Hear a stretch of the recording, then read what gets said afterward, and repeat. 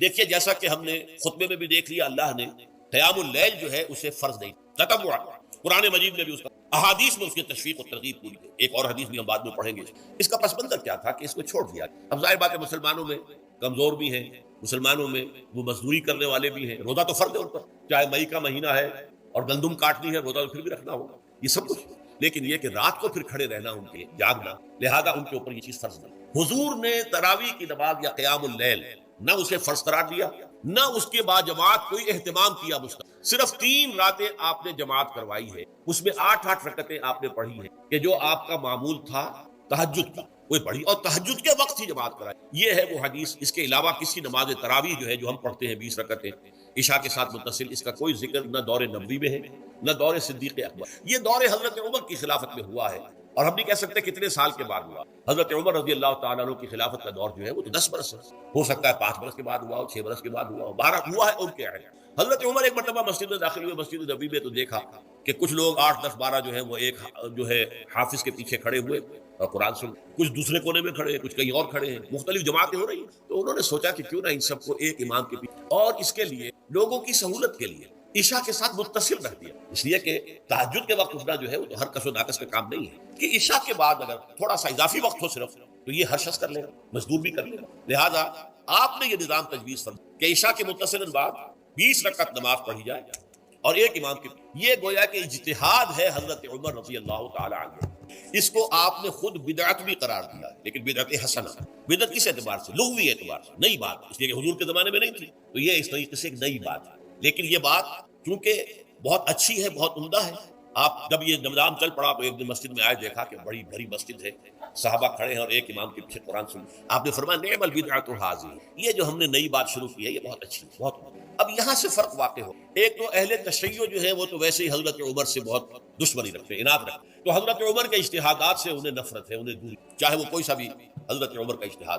ہمارے ہاں اہل حدیث حضرات بھی در حقیقت حضرت عمر یا کسی اور خلیفہ راشد کے فعل کو وہ سمجھتے ہیں کہ یہ ایگزیکٹو آرڈرز ہیں، یہ ہمیشہ کے لیے نہیں۔ حضرت عمر نے اپنے دور میں ایک نظام قائم کیا، ان کے دور کے لیے ٹھیک تھا، یہ ہمیشہ کے لیے وہ 8 ہی رکعتوں کے قائل ہیں، وہ تہجد والے، لیکن اس میں بہرحال انہوں نے بھی خود یہ اضافہ کیا ہے کہ وہ 8 رکعتیں وہ عشاء کے ساتھ متصل پڑھتے ہیں، تہجد کے وقت تو نہیں پڑھتے، اور حضور نے تو صرف 3 روز جو ہے وہ کرائی تھی جماعت، وہ لوگ اس دن یا 29 دن پڑھ رہے ہیں، تو اضافہ تو انہوں نے بھی کر دیا، تو نظام میں تبدیلی تو ہو گئی۔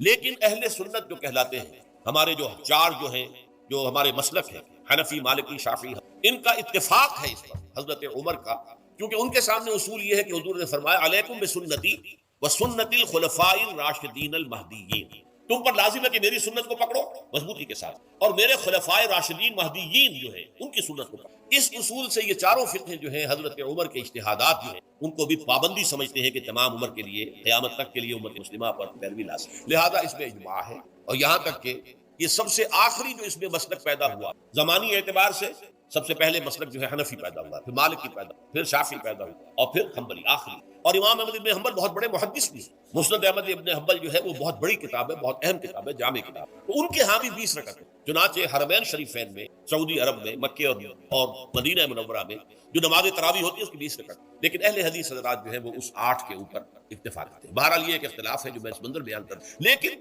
اس 20 رکعت نماز سے ادا کرنے سے جو کہ زیادہ سے زیادہ 50 منٹ یا 1 گھنٹہ لگتا ہے، اس سے وہ قیام اللیل کا حق ادا نہیں ہوتا۔ قیام اللیل کا تو کچھ اور ہی تقاضا ہے۔ قیام کسے کہتے ہیں؟ یہ سورہ مزمل سے واضح ہوتا ہے، یا ایھا المزمل قم اللیل الا قلیلا نصفہ او انقص منہ قلیلا او زد علیہ ورتل القرآن۔ آدھی رات یا آدھی رات سے کچھ کم، یعنی تہائی رات، یا آدھی رات سے کچھ زائد، 2/3 رات، یہ ہے قیام اللیل۔ چنانچہ سورہ مزمل ہی کی آخری آیت جو دوسرا رکوع مشتمل ہے جس پر، اس میں صاف کہہ دیا گیا ان ربک یعلم انک تقوم ادنی من ثلثی اللیل ونصفہ وثلثہ وطائفۃ من معک۔ اے اللہ کے نبی، اللہ خوب واقف ہے کہ آپ بھی اور آپ کے ساتھ ایک جماعت بھی رات کو کھڑی رہتی ہے، 2/3 رات یا آدھی رات یا 1/3 رات، تو یہ سارا معاملہ جو ہے قیام اللیل کا، گویا کہ کم سے کم 1/3 رات پر اس کا اطلاق ہو سکے گا، یہ نہیں کہ 1 گھنٹے۔ اب اس کے ضمن میں دیکھیے حدیث، تیسری حدیث ہے عن عبداللہ ابن عمرو بن العاص رضی اللہ تعالی عنہ، یہ وہی عبداللہ ابن عمرو ہے جن کی میں نے آپ کو حدیث پہلے سنائی ہے، یہ ساری رات کھڑے رہتے تھے، پوری رات، اور ہر روز روزہ رکھتے تھے، جس پر حضور نے منع کیا، لا تفعل، مت کرو ایسا، رضی اللہ عنہما، یہ خود بھی صحابی ہیں اور ان کے والد عمرو بن العاص بھی صحابی ہیں، ان رسول اللہ صلی اللہ علیہ وسلم قال، کہ اللہ کے رسول صلی اللہ علیہ وسلم نے فرمایا الصیام والقرآن یشفعان للعبد، روزہ اور قرآن بندے کے حق میں شفاعت کرے. یقول الصیام، روزہ یہ عرض کرے گا اللہ کی جناب میں، اے رب پروردگار انی منعتہ الطعام والشہوات بالنہار، میں نے تیرے اس بندے کو دن کے دوران کھانے پینے سے اور اپنی شہوت کا تقاضا پورا کرنے سے روکے رکھا، یہ میری وجہ سے روکا رہا، تو میری شفاعت اس کے حق میں قبول فرما، فشفعنی فیہ، میری شفاعت اس کے حق میں. ویقول القرآن، قرآن کیا کہے گا؟ منعتہ النوم باللیل، میں نے اسے رات کے وقت سونے سے، نیند سے روکے رکھا، فشفعنی فیہ، تو اس کے حق میں میری شفاعت قبول. حضور فرماتے ہیں فیشفعان، ان دونوں کی شفاعت قبول. یہ ہے قیامت. اللہ کے حکم کو پیچھے پھینک دیا، نفس کے حکم کو آگے رکھ. یہ شرک، اس شرک کو جاننے والے بہت کم ہیں. مولانا روم نے خوب کہا تھا، نفس ماں ہم کم ترس فرعون نیست لیکن ایراعون نیست، میرا نفس بھی فرعون سے کم نہیں ہے. فرعون نے کہا تھا نا علیہ سلیم ملک مصر وہذہ الانہار تجری من تحتی، کیا اس ملک مصر کی حکومت میری نہیں ہے؟ اور سارا جو یہ آب پاشی کا نظام ہے، انہار کا نظام ہے، وہ میرے کنٹرول میں نہیں ہے. جس کا چاہوں موگا کھلا رکھوں، جس کا چاہوں بند کر دوں. یہ تھا خدائی کا دعویٰ، انا ربکم الاعلی. تو مولانا روم کہتے ہیں میرا نفس بھی اس سے کمتر نہیں ہے. وہ کہتا یہ جسم میرا ہے، اس پر میرا حکم چلے گا، میں نہیں جانتا کون اللہ کون رسول، کیا حرام کیا حلال. تو فرعون سے کم تو نہیں ہے میرا نفس. لیکن ایراعون، اس کی بہت مدد تھی، فوج تھی، لاؤ لشکر تھا، تو اس نے زبان سے بھی کہہ دیا کھل کر انا ربکم الاعلی. میں مسکین ہوں، غریب ہوں، میرے پاس کوئی طاقت نہیں ہے، میں زبان سے تو کچھ نہیں کہہ سکتا، اندر سے میرا نفس یہی کہتا. یہ نفس کی حکومت قرآن کہتا ہے. بحران ہو، دو جگہ یہ مضمون آیا ہے. ارأیت من اتخذ الہہ ہواہ افانت تکون علیہ وکیلا.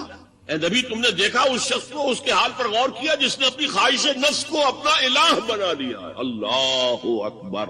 الہ، لا الہ الا اللہ، کلمہ توحید کا مرکزی لفظ یہاں آ رہا ہے. من اتخذ الہہ ہواہ، جس نے اپنی خواہش نفس کو اپنا معبود بنا لیا، الہ بنا. افانت تکون علیہ وکیلا، کیا آپ ایسے شخص کی کوئی ذمہ داری لے سکتے ہیں؟ سود حرام ہوا کرے جی، حرام ورام، ہمارا دھندا جو ہے وہ آگے بڑھ نہیں سکتا. اللہ کے حکم کو پیچھے ڈالا، نفس کے تقاضے کو آگے رکھا. کون معبود ہے؟ نام عبداللہ رکھیے، نام عبد الرحمان رکھیے، ہے عبد النفس، نفس کے بندے، نفس کے غلام. پوچھا گیا ایو الہجرت افضل ہو یا رسول اللہ، اے اللہ کے رسول بتائیے سب سے اعلیٰ ہجرت کون سی ہے، افضل؟ فرمایا ان تہجر ما کرہ ربک، ہر اس چیز کو چھوڑ دو جو تمہارے رب کو پسند نہیں. آج رات ہی سے آپ ہجرت شروع کر سکتے. جائزہ لیجئے کیا کیا چیزیں میری زندگی میں خلاف تو اللہ کو ناپسند. فیصلہ کیجئے کہ آج کے بعد نہیں ہوگی. ہجرت شروع ہو گئی. افضل الہجرہ، سب سے افضل ہجرت شروع ہو گئی. المجاہد من جاہد نفسہ، جہاد تو یہاں سے شروع ہو گیا، اپنے نفس کے خلاف جہاد کرنا. صبح نفس نے کہا ابھی سو جا، آپ نے نفس کی بات کو رد کیا، اپنا کمبل اٹھا کے پھینکا، اٹھے، وضو کیا، نماز کے لیے آپ مسجد چل دیے. آپ نے جہاد کیا نفس کے خلاف. یہ افضل الجہاد ہے. افرأیت من اتخذ الہہ ہواہ افانت تکون علیہ وکیلا، کیا تم نے غور کیا اس شخص کی حالت پر جس نے اپنی خواہش نفس کو اپنا معبود بنا لیا، الہ بنا لیا. کہہ رہا ہے لا الہ الا اللہ، لا الہ الا اللہ، لیکن الہ تو اس کا لفظ ہے. ظاہر بات ہے فرعون نے اگر دعویٰ کیا تھا میں تمہارا خدا ہوں، انا ربکم الاعلی، تو کیا اس کا مطلب یہ تھا کائنات میں نے پیدا کیے، تمہیں میں نے پیدا کیے؟ ذرا سوچیے، کیا وہ بزرگ موجود نہیں ہوں گے جنہوں نے اسے دیکھا ہو کہ آج اس کی ولادت ہوئی تھی، کل اس کی کوئی اور سیری بنی ہوئی تھی؟ یہ کیسے دعویٰ کیا تھا؟ میرا حکم چلے گا، میں نہیں جانتا. علیہ سلیم ملک مصر کی حکومت میری ہے کہ نہیں؟ قرآن حکیم نے بھی سورہ آل عمران کے آخری رکوع میں ذکر کو سب سے پہلے اور سب سے اہم عامل کی حیثیت سے شمار کیا. چنانچہ اس کی پہلی آیت جو ہے سورہ آل عمران کے آخری رکوع کی، اس میں تو وہی مضمون جو میں بیان کر چکا وہ آیا ہے. ان فی خلق السماوات والارض واختلاف اللیل والنہار لآیات لأولی الالباب، یقیناً آسمان اور زمین کی تخلیق میں اور دن اور رات کے الٹ پھیر میں نشانیاں ہیں ہوش مندوں کی. ان کے ذریعے سے انسانی شعور کے اندر وہ معرفت رب اجاگر ہوگی. وہ پہلا مرحلہ اس نے طے کر لیا، وہ ڈورمنٹ معرفت اب ایکٹیویٹ ہو گئی. اب مزید فکر کا مرحلہ ہے جو اگلی آیت میں آیا ہے، الذین یذکرون اللہ قیاما وقعودا وعلی جنوبہم ویتفکرون فی خلق السماوات والارض ربنا ما خلقت ھذا باطلا سبحانک فقنا عذاب النار. یعنی تفکر جو ہے وَيَتَفَكَّرُونَ فِي خَلْقِ السَّمَاوَاتِ وَالْأَرْضِ، وہ تفکر کرتے ہیں، غور و فکر کرتے ہیں آسمان اور زمین کی تخلیق میں، لیکن اس تفکر کے ساتھ لازماً ذکر، اور ذکر مدام، ذکر بھی وہ کہ جو مستقل ہو، ہر حالت میں ہو۔ الذین یذکرون اللہ قیاما وقعودا وعلی جنوبہم، وہ لوگ کہ جو اللہ کو یاد رکھتے ہیں، اللہ کا ذکر کرتے ہیں، کھڑے ہوئے بھی، بیٹھے ہوئے بھی، اور اپنے پہلوؤں کے بل یعنی لیٹے ہوئے۔ اب ان تین کے سوا تو کوئی پوزیشن انسان کی نہیں ہے، اسی کا نام ہے دوام ذکر۔ اور اس کے ساتھ اگر وہ تفکر کرتے ہیں تو ان کا فکر اگلی منزل تک پہنچتا ہے۔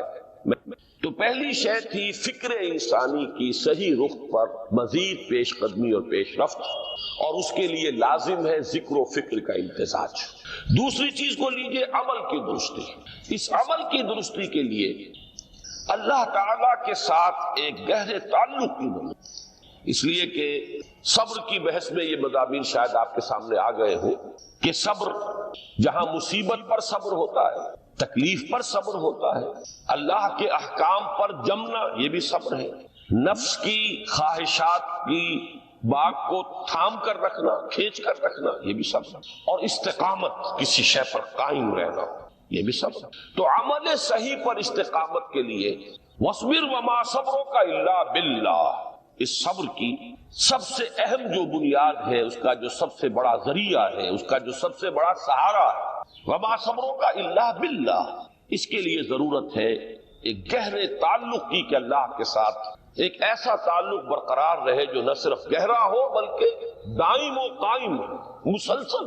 ذرا ظہول ہوگا تعلق مع اللہ میں، ذرا کمی آئے گی، شیطان کا وار کاری ہو جائے گا۔ اسی کو حضور نے حدیث میں یوں تعبیر کیا ہے تمثیلاً کہ جو دل اللہ کی یاد سے غافل ہے اس پر، فارسی کا وہ مقولہ بھی ہے کہ خانہ خالی را دیو میں گیرت، گھر خالی رہے تو جنات اس پر دیو جو ہے آ کر قبضہ جما لیتے ہیں۔ تو خانہ قلب جو ہے اگر یاد خدا بندی سے خالی ہو گیا تو شیطان ابلیس لعین اپنی تھوتنی ٹکا دیتا ہے۔ یہ لفظ آتا ہے سور کے منہ کے لیے تھوتنی، جس طرح اس کا نکلا ہوا سا منہ ہوتا ہے آگے، تو یہ لفظ استعمال کیا گیا کہ وہ اپنی تھوتنی انسان کے دل پر جما کر اور پھوکے مارنی شروع کر دیتا ہے۔ تو شیطان کو موقع ہی تب ملتا ہے جب انسان کے تعلق مع اللہ کے اندر کمی، وہ خانہ بالکل خالی ہو گیا ہو یا اتنا ضعیف ہو گیا ہو کہ کل عدم ہو جائے، گویا کہ نہیں۔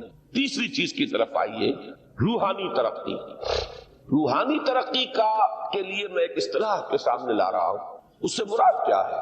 روحانی ترقی کے لیے ہماری دینی اصطلاح ہے تقرب الی اللہ، اللہ سے قریب تر ہوتے چلے جانا۔ اس پر میرا ایک کتابچہ بھی ہے، تقرب الی اللہ کے دو مدارج، دو درجے، جو در حقیقت ایک حدیث نبوی علیہ الصلوۃ والسلام ہی پر مبنی ہے کہ حضور نے ایک درجہ قرار دیا ہے تقرب بالفرائض، فرائض کے ذریعے سے انسان اللہ کا قرب حاصل، ایک ہے تقرب بالنوافل، نوافل کے ذریعے سے اللہ کا قرب حاصل۔ ان میں کیا نسبت و تناسب ہے؟